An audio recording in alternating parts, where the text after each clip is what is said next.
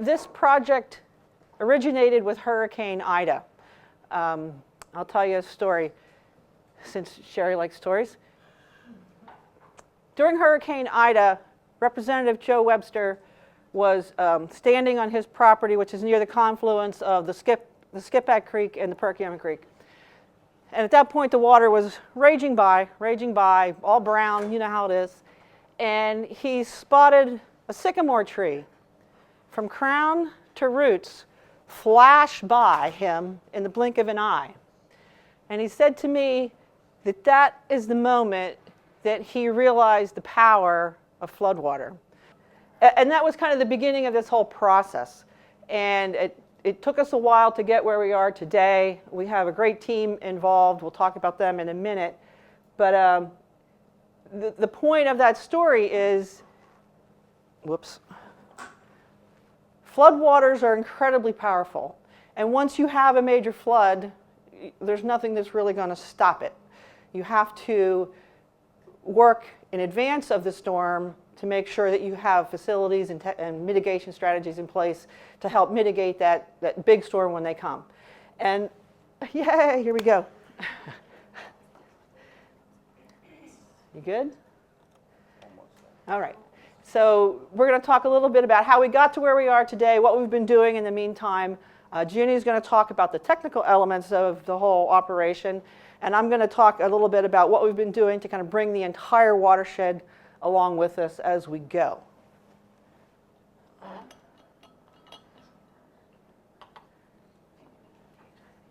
Pardon? Oh, right, exactly. So while we're waiting, let me ask a quick question. How many people are municipal officials or represent a municipal EAC or some type of municipal government? A few. How many are students?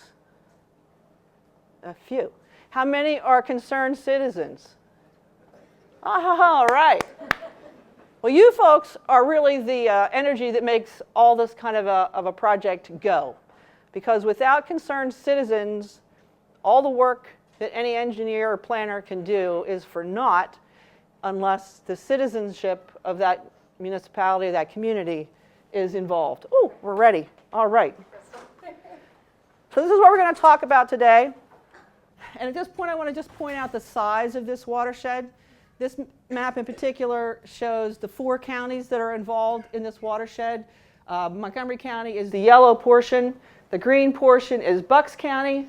The brownish orange is Lehigh County, and the blue is Berks County. And the blue in the middle is the Green Lane Reservoir. And the blue on the side, the big lake at the top right-hand corner, that's Lake Nakamixon. So our watershed reaches as far as Lake Nakamixon in Bucks County. Okay. Where am I? There we go. So this is our team. Montgomery County is the grant holder. Drew Shaw couldn't be here today. He sends his regrets. I'm Crystal Gilchrist. I'm with Joe Webster's office. The rest of the team is made up of engineers from HRG, led by Junie, engineers from JMT who are doing our modeling, and in the public outreach part of this project is being led by Ryan Belts from the Perkiomen Watershed Conservancy and the Center for Watershed Protection with Beth. We have a number of partners. We brought planning commissions in from Lehigh, Berks, and Bucks County to help participate in this. The DEP, of course, is involved. And then we also had stakeholders that we invited to the party, conservation districts, as well as 2 really important individuals who have a good background in stormwater management. Dr. Rob Stormwater Traver from Villanova. Those of you who know him as Dr. Stormwater know what I'm talking about. And Robert Pace, who is retired from the U.S. Army Corps and has done this type of work in the past. Okay. So what are we trying to do here? Like I said, it all started with with Hurricane Ida in 2021.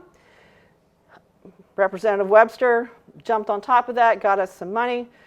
We all understand the consequences of flooding. We have loss of life, loss of property, risks to first responders, and water pollution. We forget about the water pollution part of flooding, but and you see people jumping off bridges into the floodwaters like in Philadelphia during Hurricane Ida. It's like, you obviously don't know what's in that water, or you wouldn't be doing that.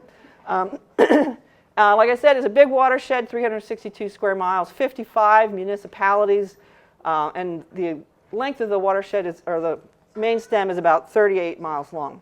Those are the main tributaries to the watershed. And at the same time that we're doing this, there are other studies going on that we're collaborating with and sharing information with. So what is the problem? One of the problems that we're facing is a changing climate, and the predictions are that our part of the world is going to probably get a lot more water overall than we have in the past. That's going to increase our risks of flooding and all the consequences that come with that.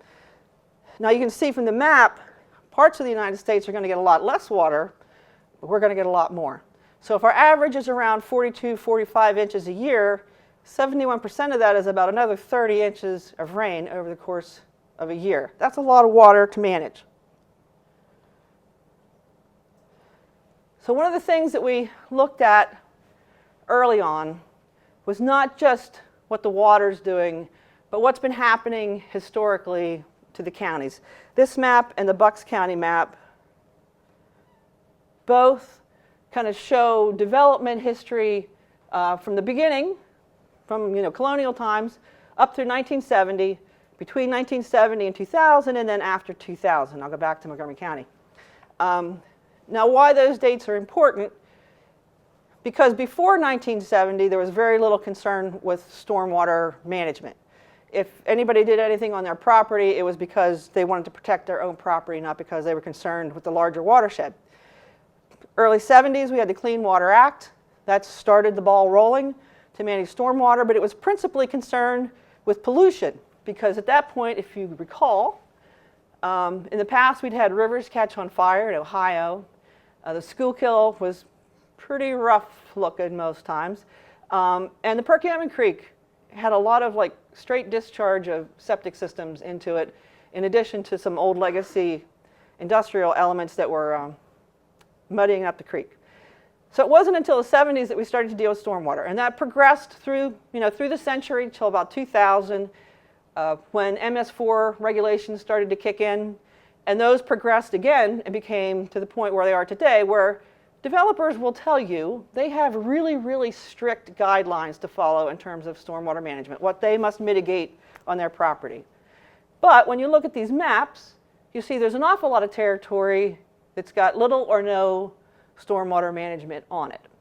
So as the amount of rainfall increases, we are caught between the increasing rain and this legacy of unregulated stormwater that's actually causing a lot of our flooding problems.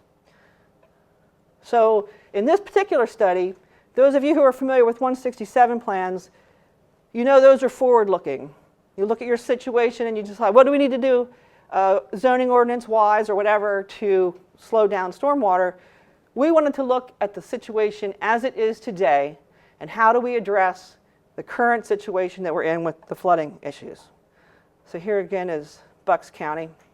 Similar situation, you have a lot of legacy development early on, and then not a lot after 2000. The amount of development that's coming after 2000 in both these counties is not extreme.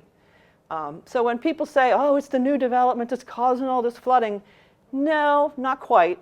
It might be adding to it, but the legacy of all these suburban developments with the bomb crater basins, that's part of the problem as well.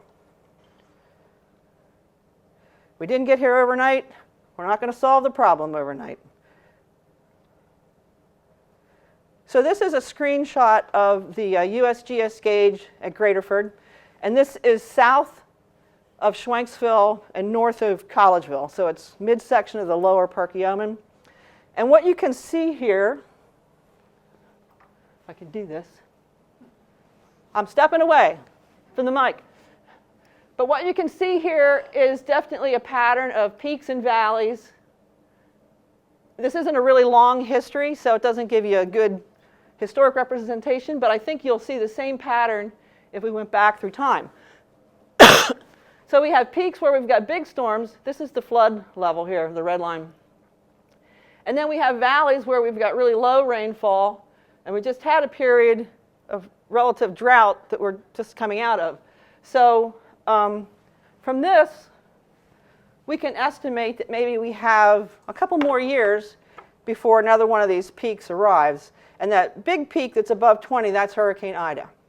The gauge only measures to 22 feet. But the water we know is higher than that, probably 25, 26 feet, based on where the elevations that we're flooding.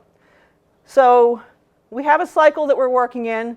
It appears that the cycle is getting more extreme at both ends in terms of the rainfall and the droughts. So we have to deal with that. And at this point, Junie's going to take over and talk about all the technical elements.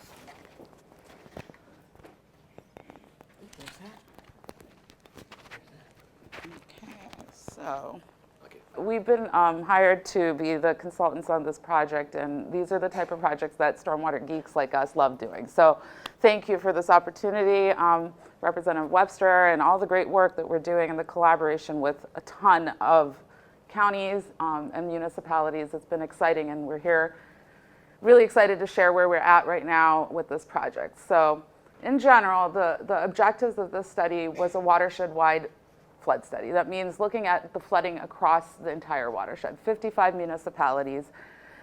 It ranges. We've got rural communities, urban communities, as Crystal was saying. So it's the way we look at this, the way we evaluate things, it also varies, you know. And so we wanted to take account this in 12 months. We've had 12 months to do this project, and it's a lot of work trying to gather the data that's out there. But the objective was not to leave anything.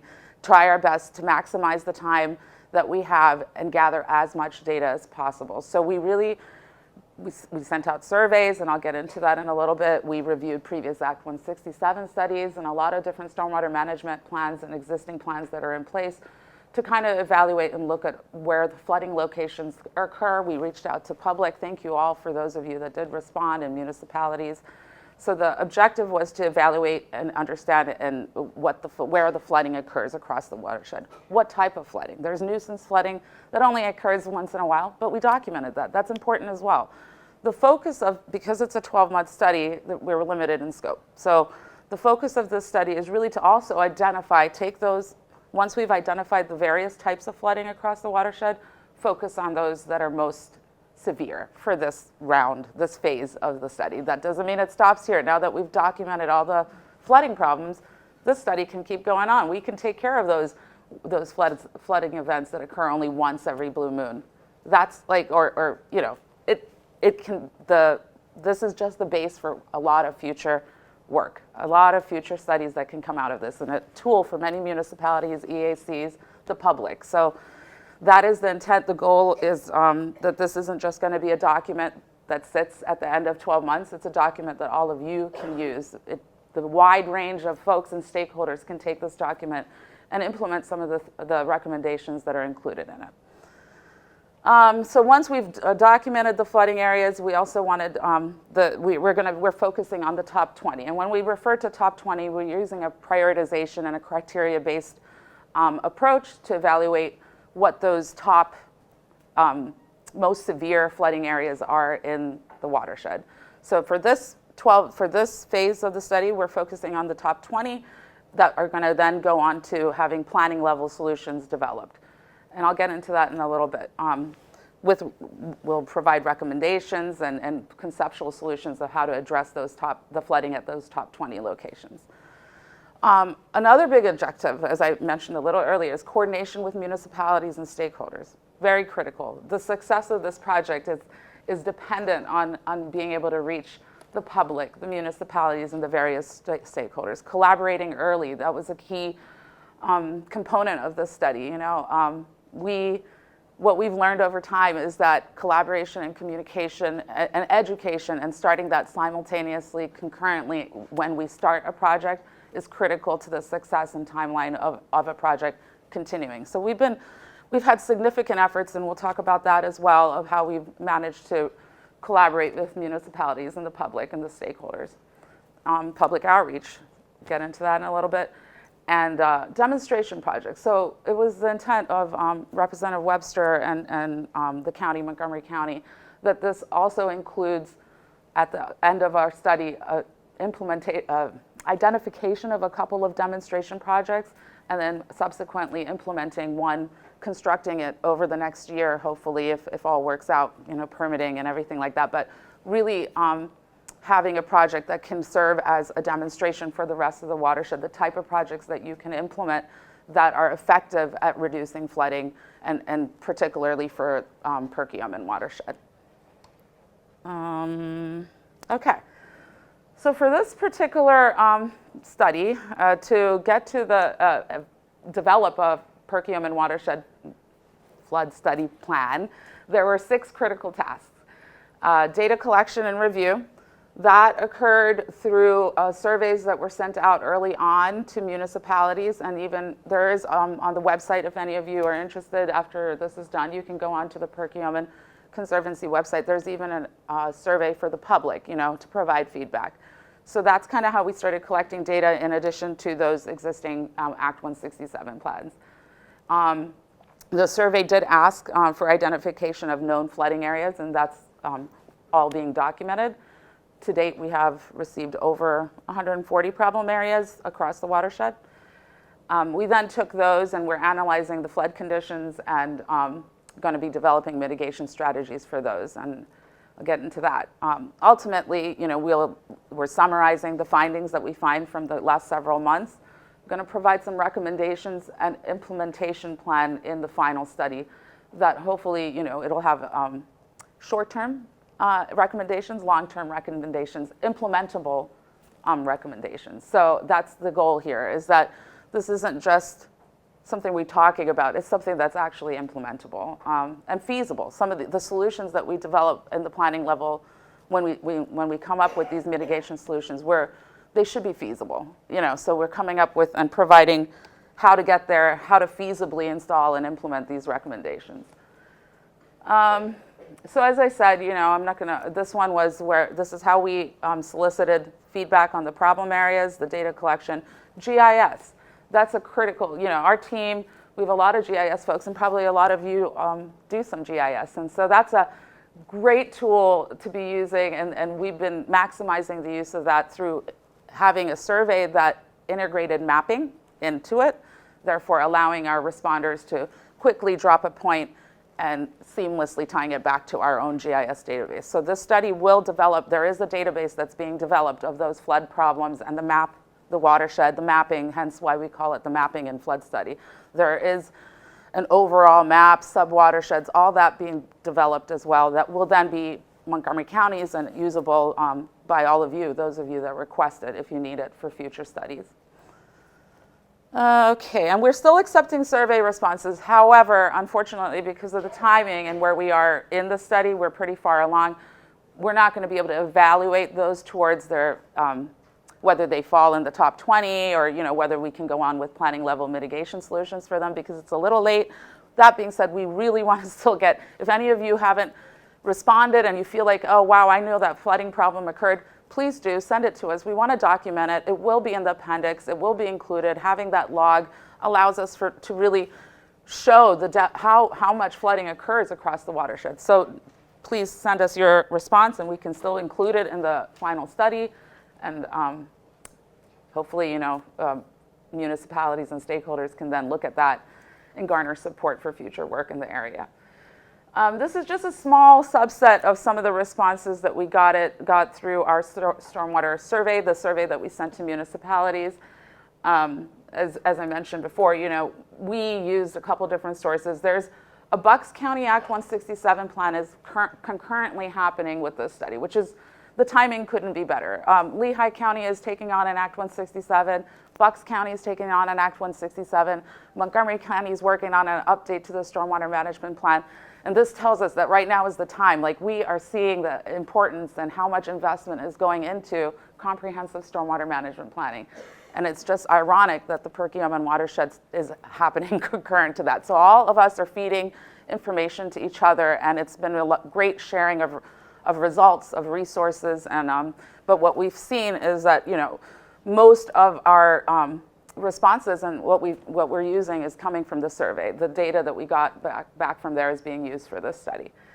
As expected, volume and velocities are the biggest cause of flooding across the watershed based on our responses. That means, we're seeing a lot of runoff volume in short periods of time. That's like Crystal was saying, all that impervious, that's really what's happening, is the lack of infrastructure perhaps is causing an increase of volume, and that's what's resulting in flooding. And most of our issues are looking to be in Montgomery County, but that doesn't mean we're not seeing it in the upper watersheds in Berks and in Lehigh. There are problems there too, and to be quite honest, as expected, we're seeing them downstream because of what's happening upstream. So everybody has to work together, because to resolve the problems downstream, we have to kind of start thinking about the issues upstream.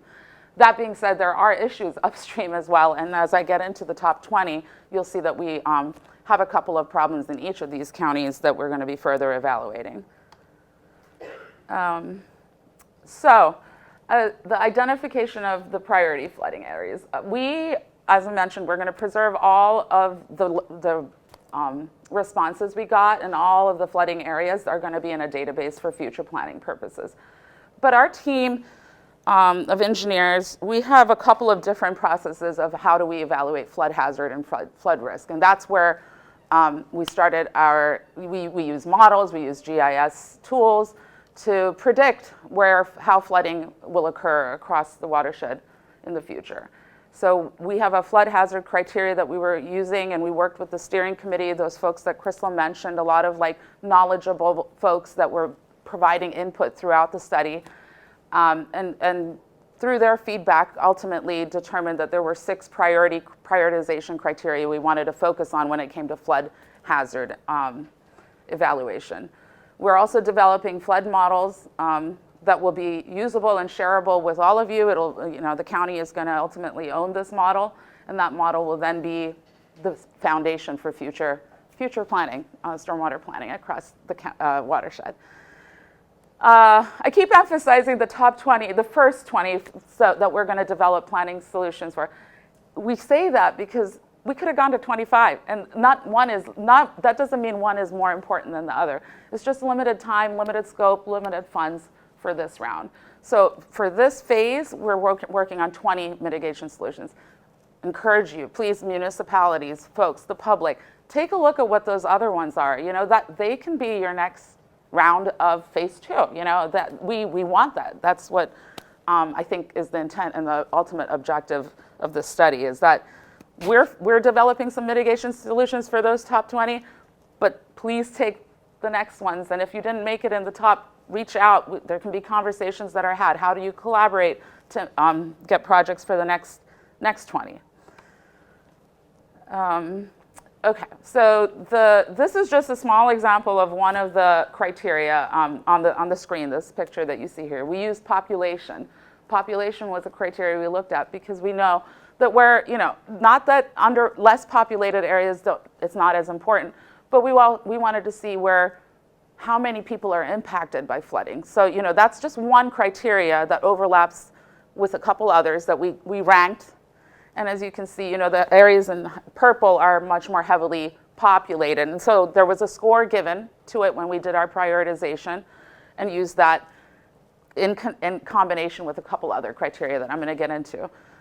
Where we have 135 problem areas, and we then looked at across the entire watershed. These are our flood hazard criteria. This is just one prioritization methodology that we're overlapping with a couple others, but we looked at floodplains. If the flooding problem is in a floodplain, it's more prone to flooding.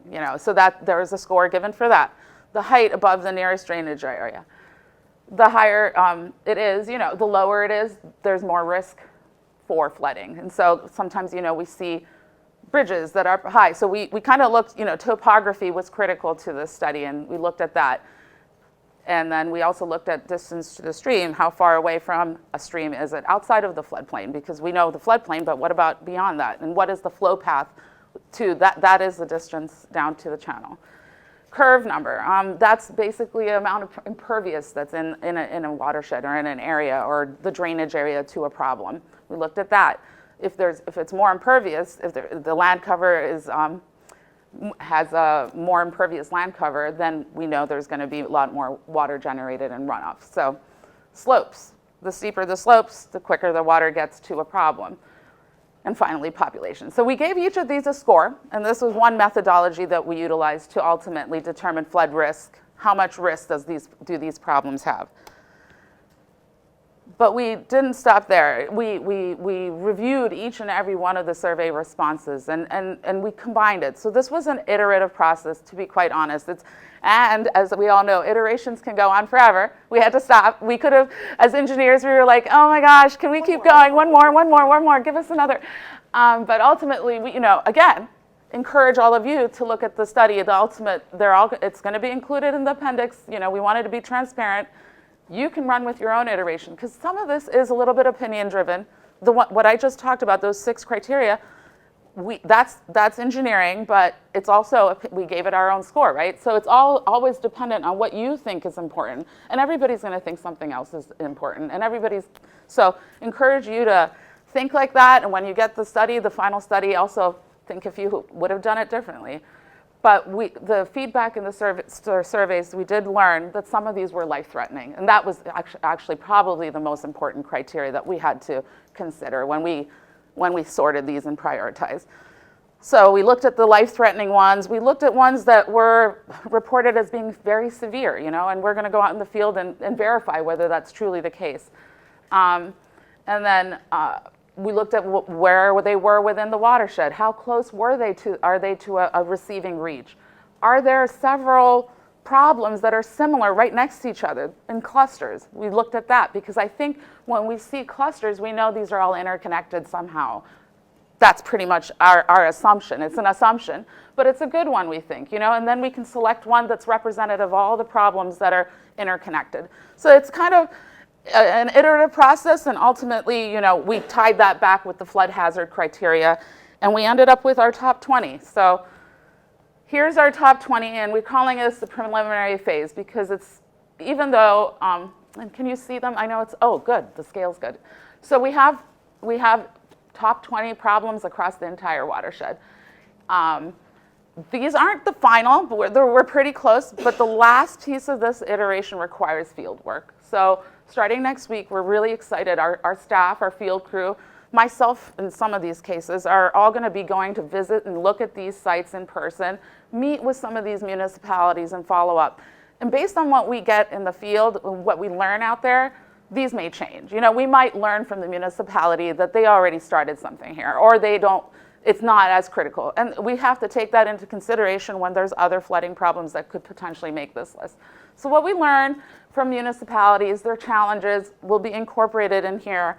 What we observe in the field, we may find that we selected a downstream problem, but the upstream one should be the top 20, or vice versa. If we selected one upstream, the downstream one should be considered, because oftentimes if we want to address the downstream one, that means we have to take care of the problems upstream. So there's several different approaches that go into this, but we're really excited. If you saw some of your municipalities on there, be excited. You're welcome to reach out to us, ask us some questions, provide anything you know about the problem in your watershed. That helps us as we develop these solutions. Okay, I'm not going to get, you know what we forgot to ask? How many of you are engineers or techies that do what? Oh, okay, all right. I'm going to try not to get too technical then, but this is what we like to do as water resources engineers. We develop models that they help predict the flooding. So for this particular study, we're using a software called PC Swim. It's an extension of EPA Swim, which is a free software, but this particular one is proprietary. However, going to be built in a manner that everybody can use, Montgomery County will own, and if any municipalities want to take this and run with it and build upon it, models can always be built upon. It's the reliability on the results is always dependent on the amount of data we have, right? The input, how reliable is the input. If you're able to provide and build on this over time, better gauges, more ways to calibrate, Install stream gauges for long-term monitoring. This model will become even more dependable and robust over time. We had conversations with emergency management from various counties. They have a desire for this to ultimately potentially be used for emergency management. That's a little outside of our scope, but made us excited. We're like, okay, you know, this is great. Like, how can we turn this model for them into an emergency management model? That's the type of things, once we have this built for everybody and shareable, ultimately down the road, it'll be owned by Montgomery County. Please reach out and think about ways you can use this model to help predict flooding in your area or what you'd like to do with your jurisdiction. So we are using USGS stream gauges to do the calibration. There have been some hiccups, but you know, the Graterford gauge is being used. We'd like to see more rain gauges installed, everybody. That's a key. The data we get back from rain gauges is gonna help us build confidence in this model. So over time, when this is done, you will be sure to see one of our recommendations being EACs and folks like you, get these rain gauges installed, provide that data and feedback, then we can continue to update this model over time. What else? Okay, so next week we're headed out in the field and we're gonna gather some data and then we're gonna develop planning level solutions. Planning level solutions, I wanna make sure you all know, are exactly that. They're not gonna be ready to use for design or construction. It's very early preliminary identification of a project. One or two at a minimum concepts, typically low cost. Like, you know, if we implement this, we can address the 2-year storm. If we implement this, we can probably take care of the 100-year, the main event. So we're gonna have that type of solution on there with a planning level cost associated as well in there.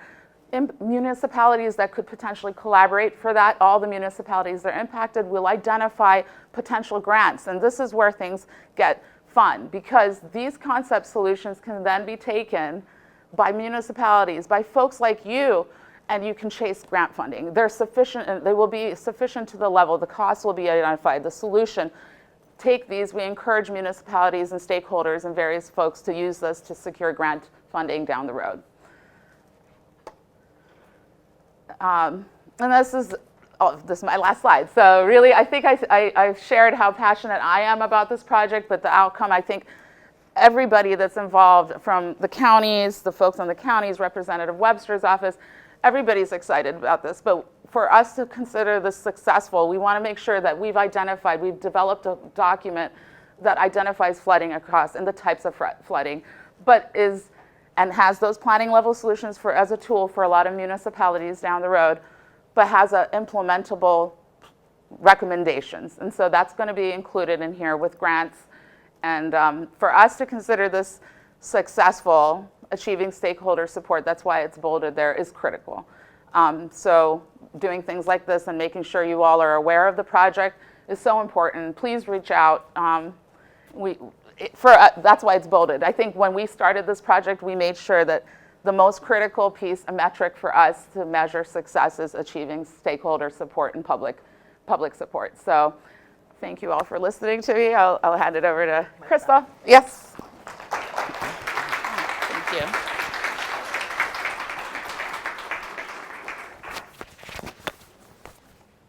Okay.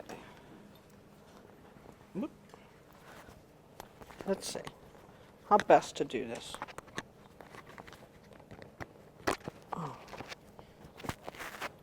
Clip. There we go. All right. So, where are we at? So, how did we get to where we are today? It took some time. As I said earlier, you know, the hurricane happened at the end of 2021. Representative Webster got busy at the state level and put money into the budget, which was great. At the same time, I had recently retired from my career, and after Hurricane Ida, I saw lots of people doing lots of great work in terms of helping people who had been affected by the flood.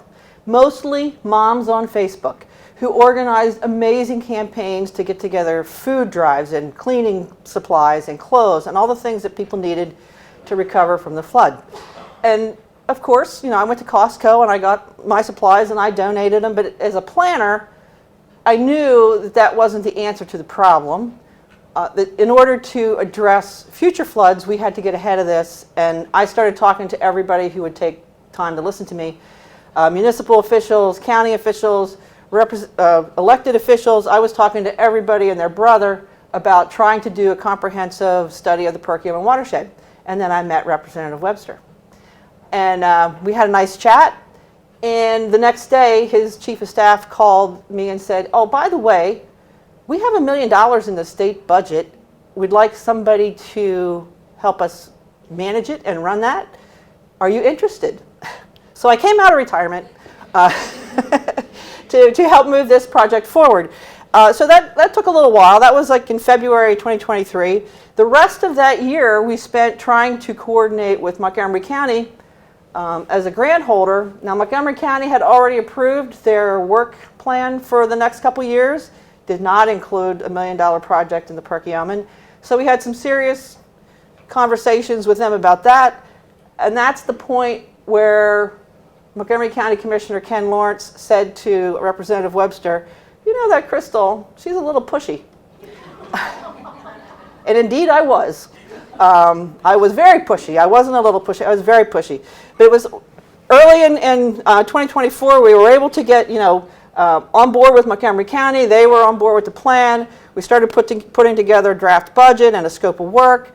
We eventually got a request for proposals put together and got that out into the public.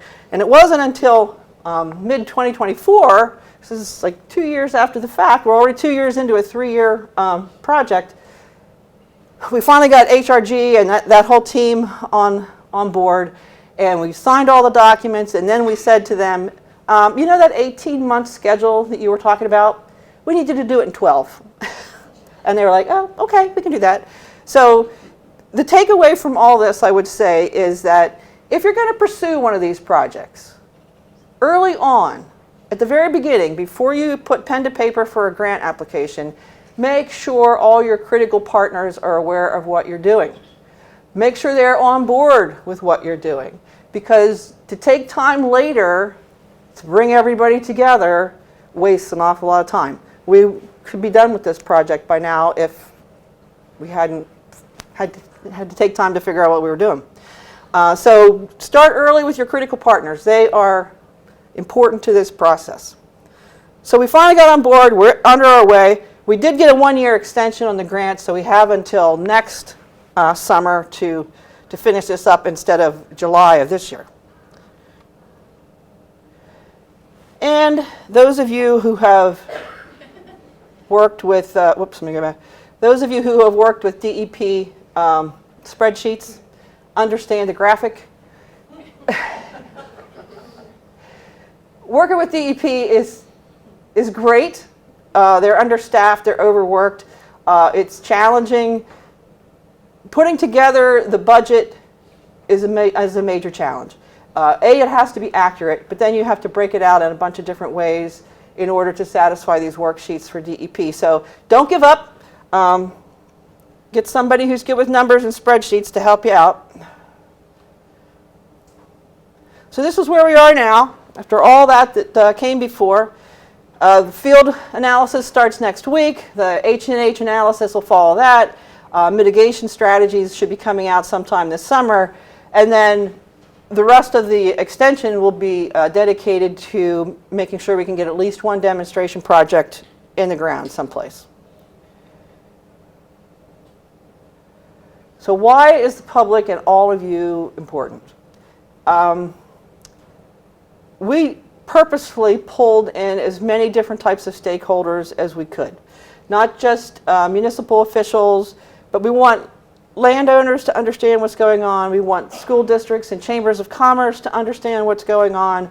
We want the nonprofits in the area to understand what's going on, because it's going to, I keep talking about this project like the Three Musketeers.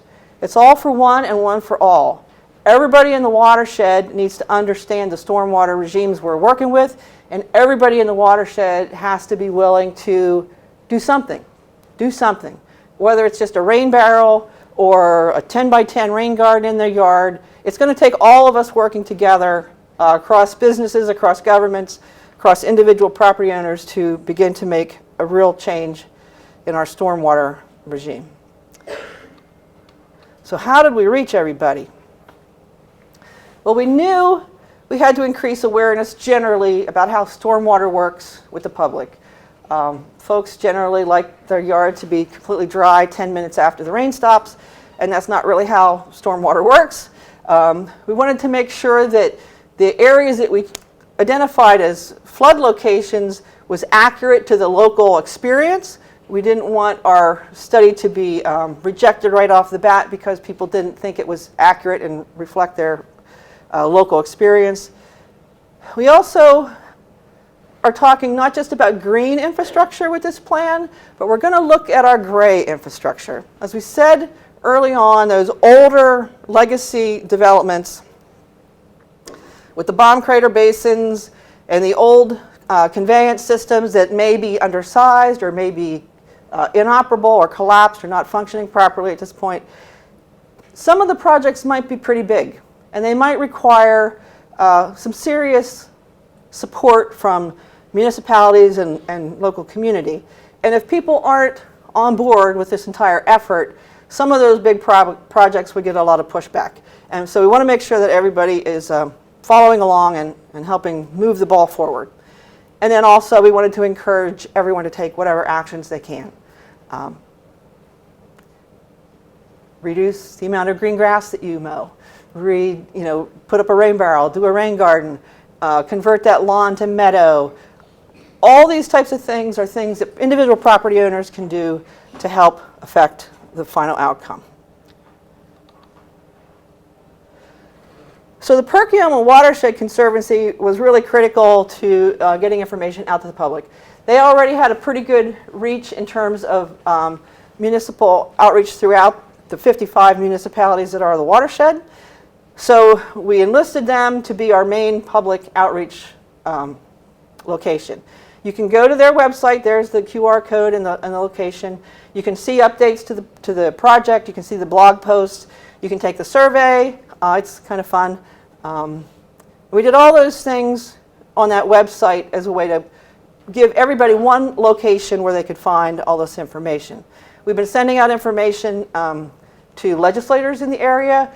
Every municipality was invited to be on our advisory committee, so they get regular updates about what's going on. All this is happening throughout the process.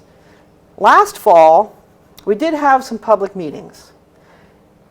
And I've been to an awful lot of public meetings in my career. These were some of the worst attended meetings I've ever been to. People just did not come out. We were in the middle of a drought situation, so maybe flooding wasn't top of mind. They were in the middle of the week. People are busy. Kids have sports, blah, blah, blah. Everybody's busy. We had really low turnout at these meetings, mostly just from a few really concerned people who were willing to come out. So this summer, we're going to change our approach. We're probably going to try to do a major Zoom event so that people can kind of zoom in from wherever they are, ask questions, and get updates. But public outreach is tough. It's hard to reach people. Everybody's busy. They got other concerns. Flooding isn't a concern unless it's actively flooding. So, keep that in mind. So that's the end of our official presentation. If you have questions, now's the time to ask them. And I'm going to ask if Representative Webster wants to come down and help answer any of your questions as well. We have questions. Oh, yes. Yeah, how do you engage municipal managers and municipal stormwater engineers in the process? How has your experience been? Some of them are not even aware that intermunicipal cooperation is allowed by DEP. Right. So the question is, how do we engage the municipalities and their engineers in this process? Early on, we decided that our advisory committee would be offered to every municipality. In some cases, the municipal managers were the contact. In other cases, it was somebody else on staff, maybe Public Works. But again, I was pushy. You need a level of urgency and a level of kind of energy wrapped around this that kind of excites other people and stirs them up a little bit. Municipal managers have a full plate. They are so busy that one more meeting for them to attend is oftentimes a struggle. So you need to be able to give them information that they don't necessarily have to respond to, that they can just have. We did that regularly with updates that went out to everyone on the advisory committee. And then the engagement part was, the survey that the engineers sent out was a technical survey. So they really needed to pull we would advise them to pull in their public works director or their municipal engineer in order to fill this information out, because they have the most experience in the field and with this type of data. It's difficult. It's difficult because folks are busy. Y'all know, anybody at the municipal level, they're busy all the time. And it's easy for things to fall down the stack of to-dos when there's a constant deluge of new ones coming in. You have to be persistent and a little pushy. Anybody else? Yes? This whole PowerPoint was on in Montgomery County. Is there any similar research based on Delaware County? Is there something similar to this happening in Delaware County? The Brandywine Conservancy is definitely doing a similar study. They had private funding through the University of Delaware and some other folks, so they were able to forge ahead pretty early. They're actually wrapping up their study and getting to the recommendations point. But you can find the Brandywine Conservancy study online as well. And I was just going to add that the Delaware County is taking on it. They got funding for an Act 167, so that's going to be several watersheds, a little larger scale, not focused only on flooding, but stormwater across. So that they're going to be starting that in the next month or two. So you can probably find that on the Delaware County Planning Commission page. Oh, now here we go. I'm going to go to the back. Sir. Hi. Yeah, this is really interesting. I actually grew up in the watershed, so I always love hearing about the Perk watershed. My question is, so in developing, stormwater infrastructure, is it being considered that climate is changing? So how is, the predictions from climate change models being incorporated into what we build today so that we build for the future? How do we incorporate the changes that we know are coming through climate change into the models that we're creating today? Junie? I can ask. So the goal of this study was to focus on current flooding. So we want to address flooding that's happening right now. That being said, the rainfall, so our model uses rainfall input. That's how we predict future flooding or current flooding. We are we're using the higher end of the rainfall data that's provided by NOAA. We're not using what we're projecting for 20 years out. We're not doing a true climate change, looking at climate change and where it's going to be in 20 years. But we are using a higher confidence rainfall input as the input for this model, so that there will be a little bit more resiliency included. And typically, like municipalities, the rainfall events that they include in their ordinances aren't that high. So we are going above and beyond, and we're including those higher rainfall events in our current study. But we're not. Again, this is what I keep trying to say. Take the model, build on it. We can turn this into, we can use those, climate change as to predict future flooding, but it's outside of our scope. Right, so this is step one. Quick follow-up to that question. Are you able to use your data to convince going beyond what's required? Economic case, or have you been successful? Do you expect to be, or have you been successful in that? I'm going to take that one. Yeah, go ahead. Can you repeat the question? I think the question was, repeat the question. Have you been successful in convincing municipalities to go beyond requirements? Right. Have we been able to convince municipalities to go beyond the regulated requirements for stormwater? That's a very tricky issue. Municipalities have to be very careful of what they require of developers, because if they go too far and beyond what their ordinances say, they're going to end up in court. And if you're acting outside of your approved ordinances, you're probably not going to have a very good case. So municipalities are kind of stuck with the limit on how much stormwater mitigation they can require. Now, the regulations right now are strict, so the new development is mitigating a lot of its stormwater. What we really want to focus on is kind of going back to those developments that were built before the regulations got difficult and seeing what we can do to kind of mitigate and strengthen those systems, because they're already old. They weren't designed to function according to today's regulations. So there's a lot we can do there in terms of improving the situation in existing communities. But again, it requires the people in those communities to be on board and be willing to help and maintain it. So there were other questions in the back. Yes, ma'am. Thank you. So borrowing from a restoration principle of wanting to focus on most biodiverse, most biodiverse areas, is it possible to include in phase one the principle of protecting the most, I don't want to call them intact or pristine, so let's say biodiverse, protecting perhaps the most biodiverse areas? Now, I realize that the most natural areas are providing the service of being a sponge, but still changing the, hydrology and hydraulics is it will often change a natural area. And is there a role for doing bird, plant surveys, even quick ones? Is there a role for that in developing one of the phase one priorities? So the question is, have we been able to incorporate issues about biodiversity into this study? And the answer is basically no. We're looking strictly at flooding according to those criteria that we showed. And the highest priorities were loss of life and damage to properties. I will say this, in terms of biodiversity and the uniqueness of the Perkiomen watershed. If you go to the Montgomery County Planning Commission's website and you search for the natural areas inventory, it was a study done 20 years ago by Tim Block and Ann Rhodes. They surveyed the entire county and they identified, I think, 11 landscapes, important landscapes that were important for biodiversity, natural habitats, all those types of things. Endangered species, threatened species, all that.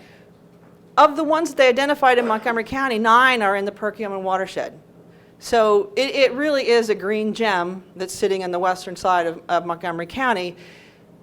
The natural areas that we still have are pretty large, and we need to kind of build on that. But again, to set things aside for conservation requires financial input. Property owners have rights, and if you want to limit those rights of development, you need to buy them with easements or just to buy the property outright. So there's a vast opportunity for more conservation throughout the Perkiomen watershed. The key is funding and landowner willingness to participate. Joe. Crystal, can I jump in? And I apologize. This is Crystal's show and HRG putting this together. I'm Joe Webster, and I want to respond to that because I think a lot of us who are, and can everyone hear me? Yes. I'm usually pretty good projecting. There's a couple of angles that I'll at least mention. One is the question about how the municipalities buy in. And one of the key parts, if you know Pennsylvania better than I do, it's very difficult to create regionalized anything. We are a very decentralized municipal commonwealth of Pennsylvania. So some of this falls back to your elected officials. What we have sort of told those municipalities is it's our job, and working with my colleagues, to bring the money forward for these projects. If we create a study and tell the municipalities now they have to fix it, what do we call that? An unfunded mandate, right? So it really falls back on us to do this and provide the funding so that the municipalities benefit instead of being penalized. And I want to address the other parts of this are sometimes legislative. So there is a large-scale stormwater reform study in the House Environmental Committee, there is a riparian buffer bill that would protect those high diversity, pristine waters of Pennsylvania. And that's a struggle, but it's independent of this study, step 2 and 3 to coordinate the benefits. And I love to say this, right?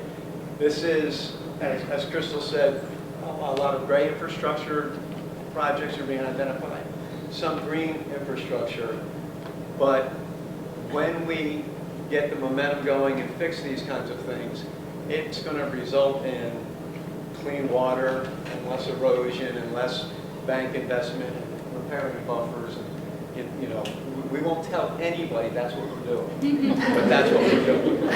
Thank you. Thanks, Jeff. Clear the back. Question regarding solutions, and is some of it like bigger, better bomb craters or lawn to meadow in terms of effectiveness and cost benefit? More lawn to meadow or bigger bomb craters? So the question is, do we need more bomb craters or more meadow? The problem with the bomb craters has been historically, it consolidates the storm water into a large area, and then it shoots it out, the outflow, at a high velocity. So you've increased velocity and volume by creating those bomb crater basins. I'm not a fan. So I would say the more area that we could, if we naturalize those basins and kind of create a situation where they infiltrate more water, then that's fine. That's a good retrofit for those basins. But converting vast acreages of green mowed grass to meadow, I think would be a huge improvement, not just for the water system, but as we talked about, the biodiversity of the community. Green grass does nothing for anybody. It's got really shallow roots, doesn't infiltrate water. It might as well be concrete, if things are a dry condition. So getting those meadow plants with the deep, deep roots also provides all kinds of opportunities for the birds and the butterflies and the bugs that we all need to have a place to live and prosper as well. So I'm a fan of the lawn to meadow option.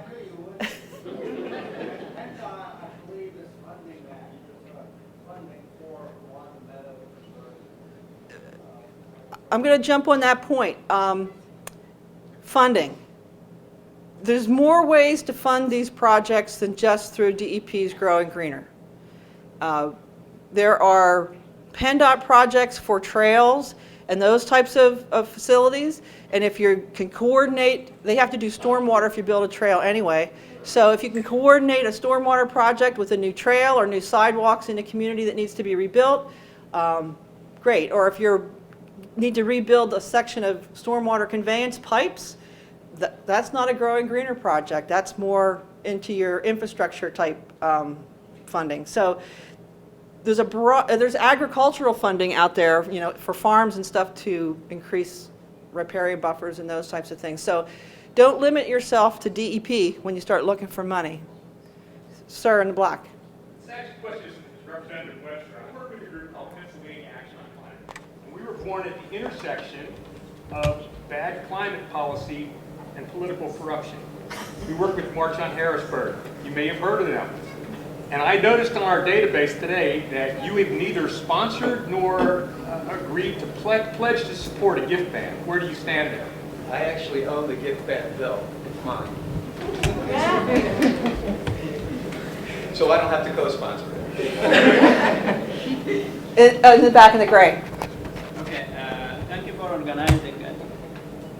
When I do something, always, I could be wrong or right, but I'm always result-oriented person, what I do. So in the last so many years, you have done a lot of things now. And specifically now when I see from the presentation, you have 20 or 19 strategic sites, projects, areas. So can you briefly tell us any success story out of this or have you done? Just briefly. Do we have any success stories so far? And I also am results oriented. It doesn't do any good to do all this work if you're not going to get it out into the field and make something happen. I would say that the Perkiomen Watershed Conservancy has been very successful in a lot of these projects. They have certainly done a lot of riparian buffer work, oodles and oodles, thousands of trees. The octarara people can tell you how many trees. And they've also done things like reconnect a floodplain where the stream has cut a deep channel away from its floodplain. They have a stormwater park that they have started over in Lower Salford Township, and they plan to expand that into the adjacent parcel. Many municipalities have also started to convert basins that they own, the municipal basins, to more naturalized conditions. So there is a lot of work going on. It's kind of a buckshot approach. What we hope to do here is be able to, with this model, kind of focus on what's been done, what we want to do, and then test what those results might be. It's still going to require monitoring for years to come to make sure that whatever gets done is maintained. We need to make sure that we're collecting data as we go forward and that our model stays robust. But the flooding issue for communities like Collegeville and Schwenksville, they've been dealing with flooding for a long time. And it basically goes back to the fact that everything converges. All the main tributaries converge right around Schwenksville. There's a 6-mile stretch where these big main tributaries all come together, and then it's just gangbusters downstream. So Schwenksville, Collegeville, all the communities along the creek, they get plowed under pretty regularly. But we can't expect somebody at the bottom of the watershed, Collegeville is at the bottom of the funnel. We can't expect them to be, and they're a tiny little municipality, a borough. We can't expect them to magically address their stormwater issues. They're going to rely on all those other municipalities, 40, 50, some of them, upstream from them to help control that stormwater. So it's going to take us a long time, A, to convince everybody that that's what we need to do, and then to start doing it, and then to follow up with the monitoring and the data collection to make sure that what we're doing is having an effect. So this is a long-term project. This is definitely just step one. There's going to be a lot more work to do going forward. Yes, sir. One more question. Whoever you're taking, last question. Okay, yes, in the plaid. So I'm from New Jersey, and all the watersheds in the state are doing something extremely similar to this. It's also focusing on pollution and biodiversity in the streams, so all of these things are combined together. However, you talk about urgency and trying to get communities involved. One of the watersheds I focus on, there's only 11 municipalities. You guys have, you said like 55? Yeah. We're having a hard time to even get 5 involved in this study. And it's not like flooding doesn't happen in New Jersey, you know. How do you get that urgency? How do you convince these municipalities, you know? You got to keep after them. You got to keep after them. And you have to give them something to respond to. You can't just say, hey, you know, we want you to help out. It's like, here's what we plan to do. What do you think about it? And if they don't like it, they'll let you know. And if they do like it, then you have a way to pull them in. There was something else I wanted to talk about, and I forgot. Okay. Well, I think that wraps us up for this morning. We'll both be around for a little bit if you have more questions.